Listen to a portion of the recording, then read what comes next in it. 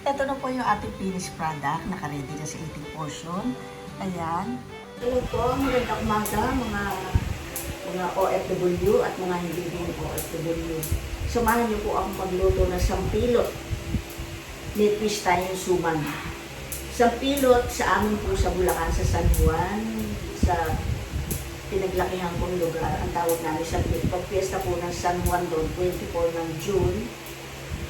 Ay ang panghanda po doon sa pang-umaga kung may maagang darating, sampilot o bilo-bilo. Pero may suman po kami piniperno. Kagabi po, nakagawa na ako ng suman. Ito, kasi yung pamangkin ko, mga paalis na sila. So, pagluluto ko sila ng sampilot. May twist tayo na suman.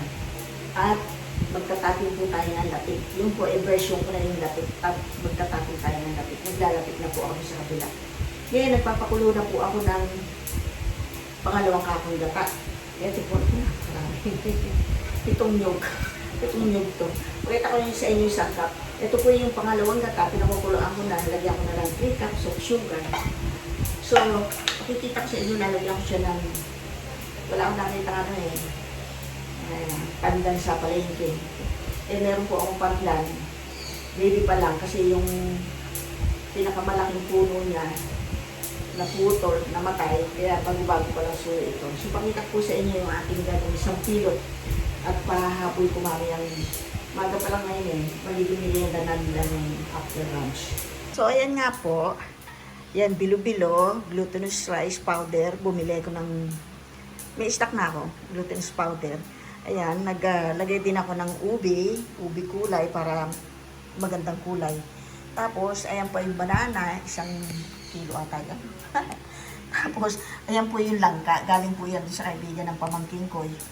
Tapos, ito po yung kamote. Kamote lalagay natin na merong kulay na ubi. Yung sago, ayan, 4 na baso yan. Ito po yung gata, ayan. Ilagay ko muna sa freezer. Ngayon, dinipros ko kanina kasi kahapon pa yan. So, ito po yung gagawin natin pampalapot. Glutinous rice din po yan. Ito po yung sugar. Kumuha na ako ng 3 cups dyan. Ayan, nilagay ko na doon. Ayan, pinapakuloan ko na siya. Lalagay ko na yung pandan, pakita ko sa inyo. Ito po yung sumang ginawa ko, napakasarap. Diyos ko, 2 nyug na gata, ilagay ko sa 1 kilo lang. Naglalangis-langis po siya, ayan, ang bango-bango. Ayan, yan po ang pang-uulam natin dyan. Ayan, sa saging po ayoko nang masyadong matigas. Yan, pakikita ko sa inyo para hindi umasim, late natin ilalagay yung saging. Kasi may nagluto noon, masarap na sana, nilagay niya yung saging, hindi pa pala niya hanguin, nagdagdag pa para dumami daw, dagdag ng sabaw, ng gata. So, yung si saging, umasim. Nawala yung sarap ng kanyang ganitang bilo-bilo. Sa amin po, ang tawag dito ang laki ng hiwa ko. Mamumuwalan. Ang tawag sa amin niya, bilo-bilo, sampilot. Sampilot. Bilo-bilo or sampilot, naglalagay rin po kami ng sago. Ayan. Ayun. Ngayon, bababangunin naman natin. Habang pinakukuloan natin yung pangalawang gata, may sugar na, ilalagay ko na si baby pandan para umalingasaw ang halimuyak na. Ayan. Wala naman. Ayan. Haluin lang natin siya. Ayan. Ayan. Mainit na siya. Ayan. Pababanguhin lang natin siya. Lalagay na po natin sabay-sabay si kamote, itong bilo-bilo, at saka itong saging. Para sabay-sabay po silang maluto. At saka sago. Sago pala ilalagay ko na.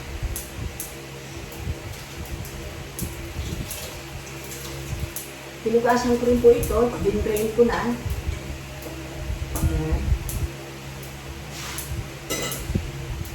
So, mag-a-add na po ako ng 2 cups of sugar pa ulit. 1 kilo po ito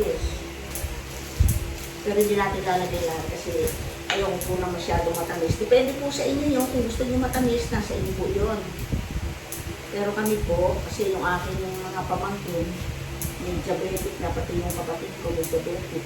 So, ayaw ko naman sila ng hindi makatikim na masarap. Mamaya ako na lalagyan doon. Titikman ko na yung tamis na. Baka Baka sumobrang tamis, wala na remedyo. Pag sinabawan niya, maglalangoy na yung mga sangkap niya. Magsuswimming sila.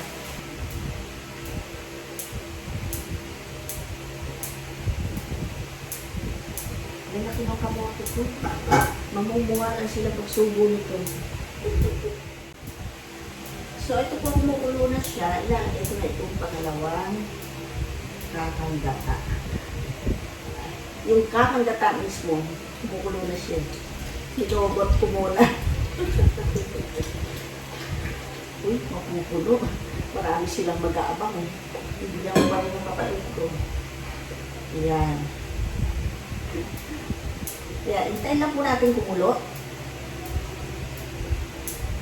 Yung tamis niya, tinikman ko na. Sakto lang. Check po natin. Ayan. Halo ko lang. Para hindi po mamuo yung gata, yung pangalawang gata. Ayan. Actually, yun yung unang gata. Yung pangalawa, pinagpakuluan natin. Kumbaga, huli ko lang nilagay. Kaya pangalawa sabi ko. Baka may magkukorek na naman. Ayan. Hintayin ko lang po siyang kumulo. Lalagyan na natin sabay-sabay. So, ayan po yung ginagawa kong latik. Ayan. So, hindi po dapat halo ng halo. Natutunan ko sa inang ko yan. Para buuro yung latik pagka na-toasted na siya. Ayan o, lumalabas yung lamis niya. Ayan. Dahan-dahan lang po ang apoy. Hindi pwedeng biglain. Kasi niluluto pa si gata. Para maging latik siya. Yan, balikan natin muli mamaya. Silipin po natin. Ayan, kumukulo na. Ayan, pwede ko na po siyang lagay sabay-sabay. So, unahin ko muna po itong kamote. Mapupuno ata ito. Ano na kaya ang hiwa ko pa? Bala na sila mamuwala. Ayan. Yun lang nga po, kaya hinuli ko, gawa ng niluto ko na malalabo. Pero kung hindi po yan niluto na, kasi nga may, ano siya, may konting ano na siya. Pag nagtagal pa masisira na, kaya niluto ko na siya minatamis. Pero kung hindi po minatamis, sabay pong pinakukuloan dyan yan. Ang bilis nun lang gang, hilugasan ko. Ang bilis. Super tayo siguro nitong ating, ano, yan. Sakto lang, hindi naman siya mapukulong-kulong. Sakto lang siya. Check po natin kung kumukulo na. Tinakpan, ayan. Mag-start pa lang siyang kumulo. Ayan, pakita ko sa inyo. Pasisilip ko lang sa inyo. Ayan. Ayan na po siya. Kita ba? Ayan, tinataog ko lang yung camera. Ayan. Ayan. So, ilalagay ko na po yung ating bilo-bilo. Ubi bilo-bilo. Tsaka yung white bilo-bilo. Naglutos. So, haluin po muna natin. Sakto po yan, may hinog si kamote. Pag lutang noon, pag nilagay kayo lutang na, luto na. Tapos si saging, hindi siya ma-overcook. Hindi siya magbibigay ng asin. Bubulog ko na siya isa-isa para hindi magdikit-dikit.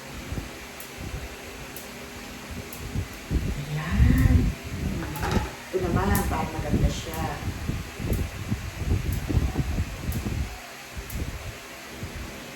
Ayan. Ang ating mga aso na napakakain. Ayan, hulutang na iba. Ibig sabihin nun, naluto na siya. So, ito po silang ang ilalagay ko na ngayon.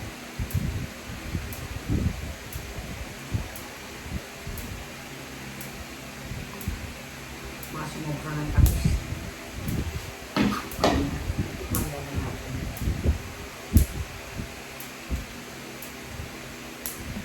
Ang bango-bango na. Hintayin ko lang siyang kumulo. Pananabutin na natin. Kasi yung tamis niya, sakto lang. So, dito po, pang ilang liters ba nakalagay dito? Maximum 9.9 liters. So, almost 10 liters po ito. So, ang sugar ko pong nagamit, 1 kilo ito po natira. More than half kilo lang ginamit. Kasi minatamis ko na po yung langka.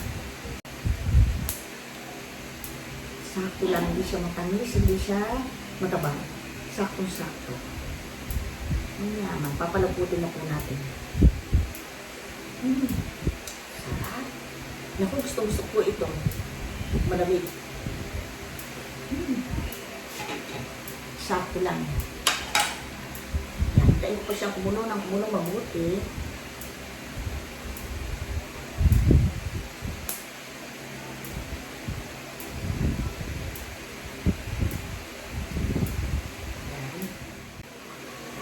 So, ito po, habang kumukulo siya, hinugot-hugot ko muna.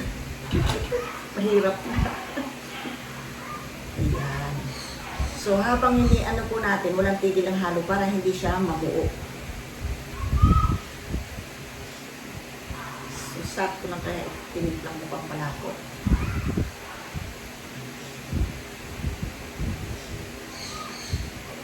Sakto lang. Sakto.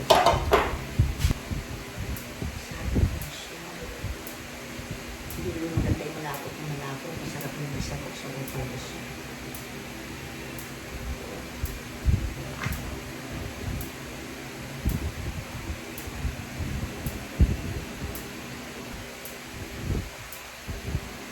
Sakto. Dinagdagan ko ng konting pampalapot. Ito lang pinakita sa inyo. Hinugot ko na naman. Pero sakto lang po. Ayan. Ayan.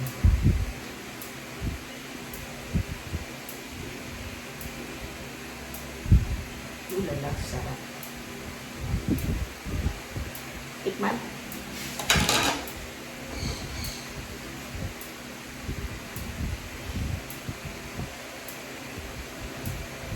Para ako magtitinda. Di magluluto, ang dami. Pinamimigay lang naman. Pero kumari ko, pagka nakita na po sa umu-order, may convince siya. Diba? Sakto na yung na. Mandi lang lang. Hindi tinipid sa gata.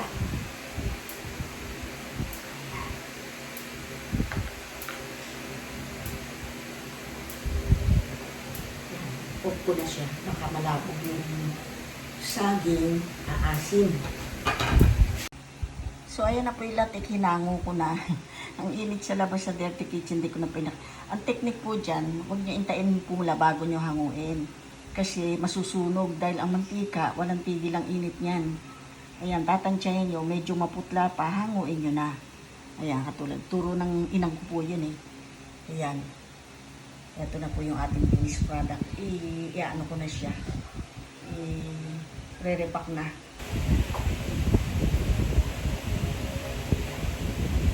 Ako matako. Gusto ko kasi ito malamig.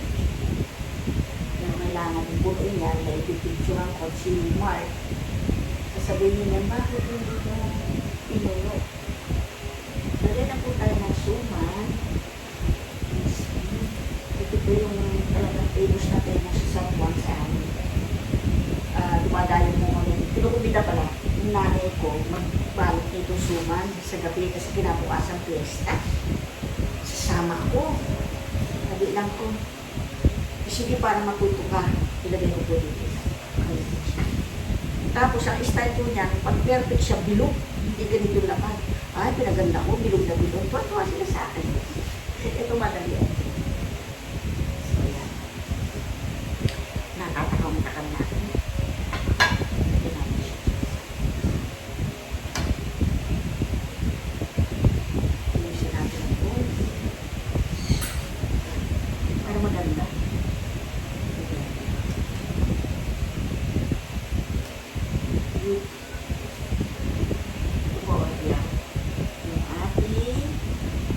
Pilot with latik. Ito na po yung ating finished product. Naka-ready na sa 80 portion. Ayan. Ayan. Ito yung suman na ito-twist natin. Ganyan po. Ayan. At saka yung topping natin na version ko po yan na latik. Pakiramdam ko po masarap siya. Ngayon ko lang siya ginawa. Ayan. Ang dami. So, yan po May mga naka-distribute na dyan. Pagkahanap ako bumibili ko ng mga pang Manucci eh.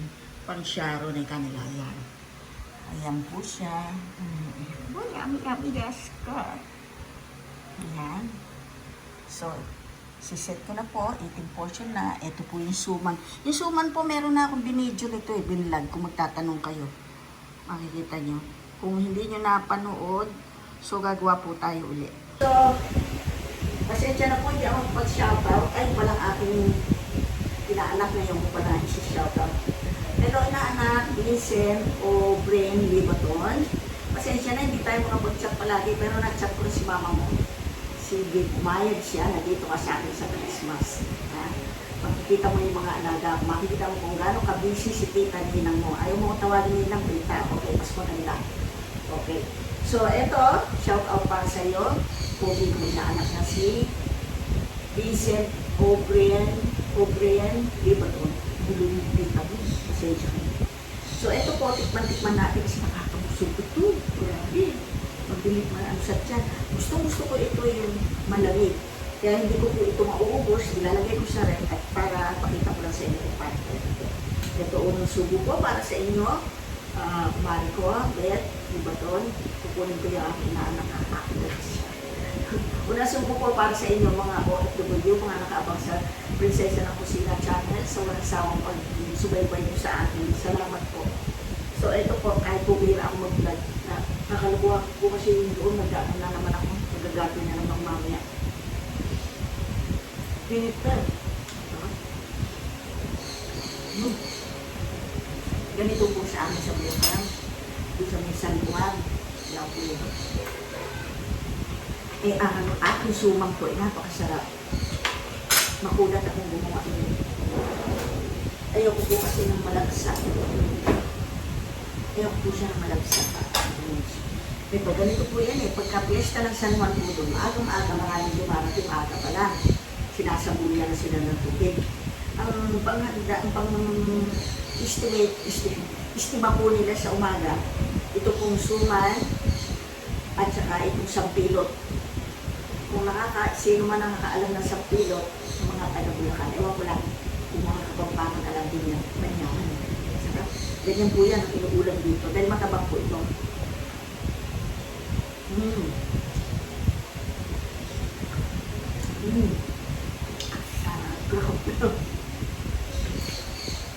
Kahit nainit siya.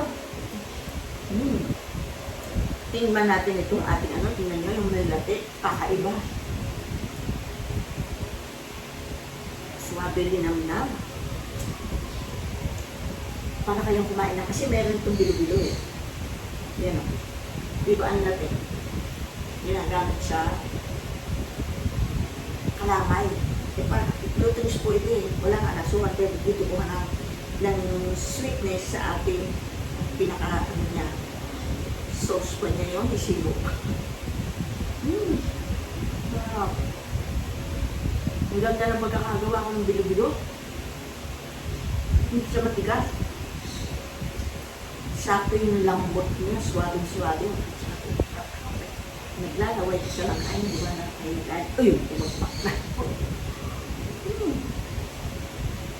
Gusto ko po ito. Malamig.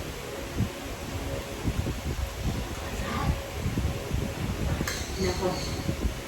Hindi ko na po ito paanonin. Gusto ko kasi malamig, pinakita ko lang sa iyo.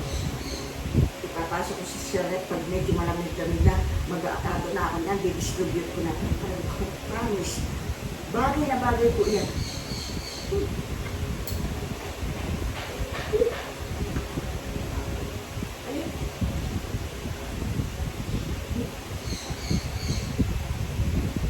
Ang sumang ko. Tunak mo, mayroon tumis. 2 tube kaya nilagay ko.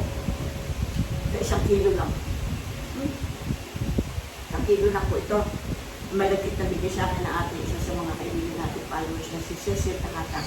Ito Cecil, ang dami ko pang nabigyan Cecil. Isa akong kaibigan, sabihin ko mag-face sa kanya, 50 kilo bigay ko, tapos sa kapatid niya. 2 kilo anak. 50 kilos kayo siya yan eh. Pinamigay ko kasi para share blessing. Kasi naman talagang kumano ito, sa umaga, magpunto-punto lang yan. Lester din nabigyan ko. Kasi naglululo-lulo sila. So, eto po, paano po? Tapusin ko na ito. Gusto ko po kasi itong malamig. Pwede po i-video ko yung kumakain at malamig ito. Makikita nyo kung paano kumakain. Kung malamig na. Ang sarap po. So, sige po. Sana po hindi po kayo magsawa sa panonood ng Prinsesa ng Kusina. At pasensya na, bihira ako mag-vlog kasi marami akong ginagawa. May aso, buong bahay, nagtatanim. May hilig ko po yun, may parang trumpo. Tapos may isa-isa, minsan sa 1,000 nakakagawa, kukunin lang ni Lester sa iCloud. Tapos hihingin kumain pa niya ng microphone kasi may nagko-comment na ang hina daw. So pasensya na po kung medyo magulo na hina kasi nagsusumikap lang ako mag-vlog kasi iba nag-request kahit pa paano lang daw at least meron ako na isisend. Busy-busy rin po kasi sila Mark, grabe ka busy. Kung dati siya, dito nakatira, ay araw-araw yung ma, meron pang gagawin, ganyan yan ma. Sabi ko, teka muna, prepare muna ako, ganyan. Kaya ang dami namin nagagawa, no, nandito siya nung nakatira. Yung tulang. So, see you po sa next video. May gagawin akong nag-isibis akong pamangkin darating naman.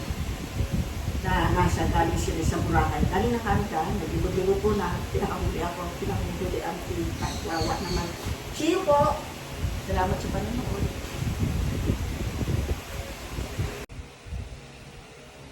So, ayan na po, kanya-kanyang distribute. Ito kay Mark, hindi ko muna yung lagyan ng latik. Kasi lagyan ko muna sa rep. Uwi ako sa isang araw. Ayan. Ayan na yung mga sa pamangkin ko. Ito sa kapitbahay ko, mga kaibigan ko. Ayan. Kasi naamoy nila eh. Pag nag-post ako, meron pa ba? Sarap, patikim. Ganyan po ang dialogue. Ayan. Yummy-yummy. Bahala na sila. Kung mamili sila, pa-pick up ko na po. Ready to pick up na.